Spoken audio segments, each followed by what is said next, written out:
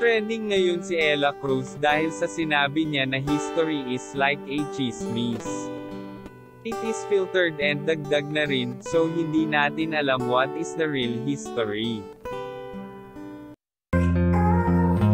Welcome to Sikat Story. Trending ngayon si Ella Cruz dahil sa sinabi niya na history is like a chismis. It is filtered and dagdag na rin, so hindi natin alam what is the real history.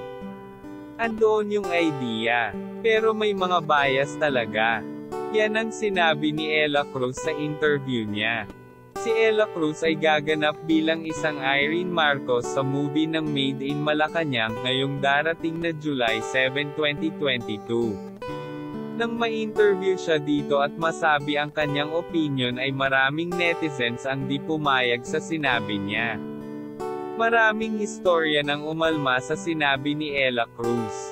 Dahil ang pag-aaral ng history ay gugugol talaga ng maraming oras para malaman ang tunay na history. Hindi daw yung sasabihin na ito ay chismis lang. Kaya hindi pumayag ang mga taong involved dito. Naririto nga ang ilang komento ng mga sikat.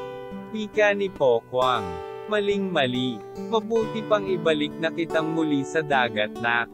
Mayaman sa Aeden ang dagat, nakakatalino daw yan.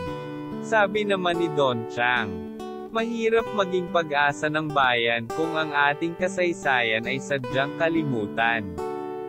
Bago magsalita, mag-aral ng kasaysayan para sa tamang ambag sa lipunan. Comment kayo sa sinabi ni Ella Cruz na history is like a chismis.